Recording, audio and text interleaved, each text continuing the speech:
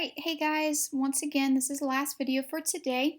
Here are the answers to the chapter 8 test that you took. Again, we're just going to go over some of them. Numbers 5 and 6 really threw some of us, and even 4 as well. But let's just go through a few of these answers. In a power function, the variable is in the exponent. Is that true or false? It is false. That's not for a power function. Remember, a power function is the variable. Where is the variable when it's in the exponent? What kind of function is that? That's an exponential function. So this is a false answer. Number 2 is also false because multiplying same base of x, what do you do with the exponents? Oh, AB says that you are multiplying those. Do you multiply when it's the same base? No, you add the exponents. That should be A plus B. Number 3, remember when we're simplifying and I've got an exponent, that 2 needs to go to the -2, the A, and the B squared. So -2 squared is 4, that's A squared. And B squared to the second power, power to a power, you multiply, that's B to the fourth. And then combine like terms, 5 times 4 is 20. And then multiplying same base, A cubed times A squared is A to the fifth, B to the fourth. This problem right here does not show all of the work that I want to see on your paper. So if you're doing test corrections, you may not just write the answer right here. I need to see -2 squared, A squared, B to the fourth. Anyways, I need to see more steps than what they're giving you here on the problem. And yes, I do understand that you're seeing the answers right now, but I need to see your test corrections regardless.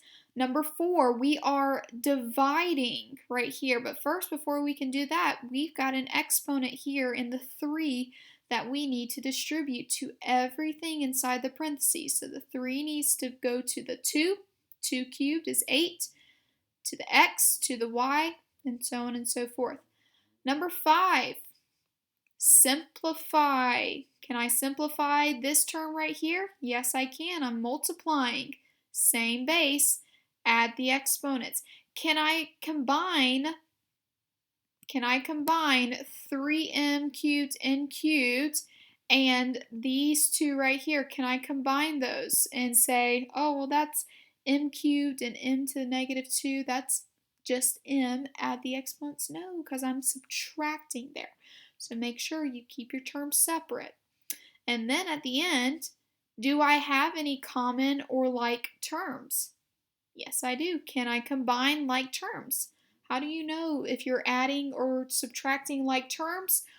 Do you have now the numerical coefficient doesn't have to be the same, but the variables have to be the same, and the exponents of the variables have to be the same in order to combine them as like terms.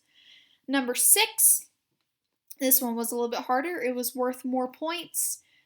Distribute, and I need to see. Again, they have given a condensed version. I need to see your work. I need to see xy squared distributed to 3x to the -1y. Remember, distribution is we're multiplying. That xy squared needs to be distributed to this term right here as well. And then those two things would be added together. They distributed and they simplified right there. Do not go to that step. I need to see your work there. Same over here. Distribute the -x squared y to -2 to these two terms inside.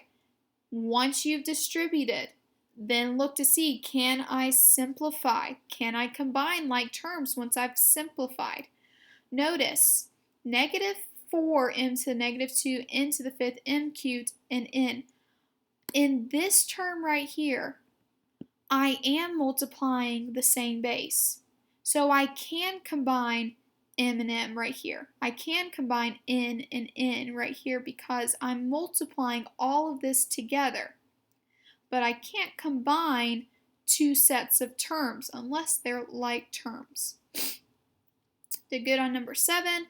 Number 8, This was an example we did earlier where, oh, that's 10 to the 11th and that's 10 to the 10th power. I need to change this 10 to the 10th power to 10 to the 11th, or you could change it to both to 10 to the 10th power. I need to get a common power and then pull that out. Subtract whatever is left over inside. Number 9 as well too, make sure that your answer makes sense. What's the vertex here? Pretty good job overall on this one. Remember, you got to negate inside the parentheses. What does number 10, what's the graph of this going to look like? It's going to be a parabola, and the vertex of that parabola is going to be at -3, 4. Write a function rule for the graph of y equals x cubed that is translated down 4 units and right 5 units. What kind of graph is this? This is going to be our snake graph because it's x to the 3rd power. Now it's going to be translated down 4 units. Remember, this number right here and this number right here represent our h and our k. Which one deals with the vertical movement of the translation? The k value. So if we're going down 4 units, it's going to be -4. What about if we're going right 5 units? Which one deals with the horizontal movement? That would be inside the parentheses, the h value. If we're going to the right 5 units, oh, be careful, don't put +5. It's going to be -5.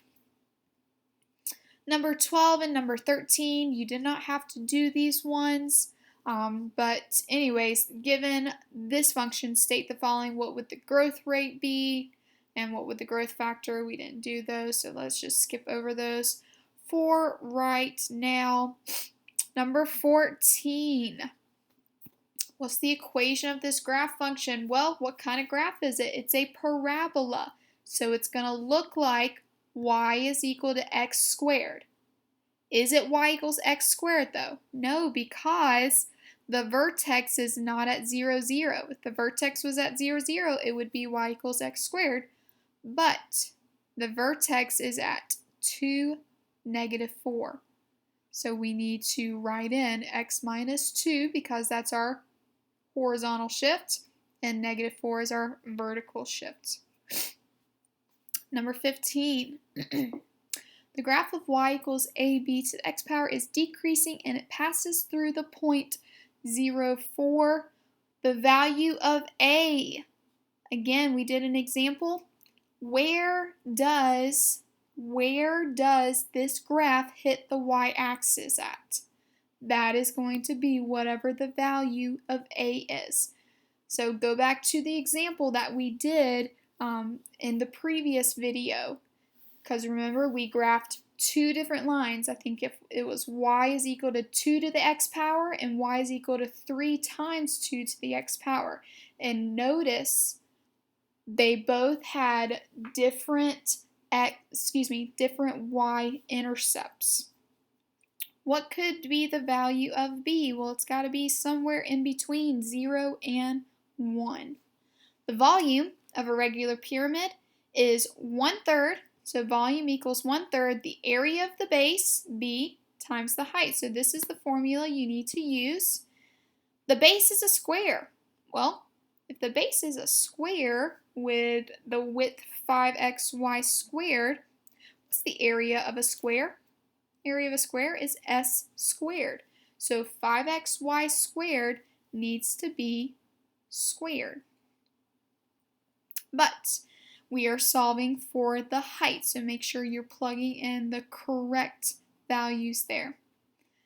Let's see here, we did not do number 18, 19, or 20, so we are going to go, well, let's do number 18 because we did do an example. How much money is in an account that earns 6% compounded quarterly? Oh, there's the compounded quarterly, so the rate is going to be 6% divided by 4 because if it's quarterly, we're doing it 4 times a year. Let's plug it into our values. How much money does he deposit? 10,000. That's our P. 1.015 is 1 plus our rate of 0.015. And he's going for 10 years. This one looks very, very much like the example we did. Again, 10 is not our x because it's being compounded 4 times every year. So for 10 years, it would be for 40 years. How much money is he going to have in the account? Not only is he going to have the $10,000, but he's going to have $18,000 total. All right, make sure you get those text corrections in. I put an assignment up for you to take pictures. Make sure you take pictures of your original test copy, and I also need to see the pictures. So the test copy from where I've graded it and marked it wrong, I need to see those pictures, and I also need to see the notebook paper where all your test corrections are. So make sure you get those in as soon as possible. See you guys later.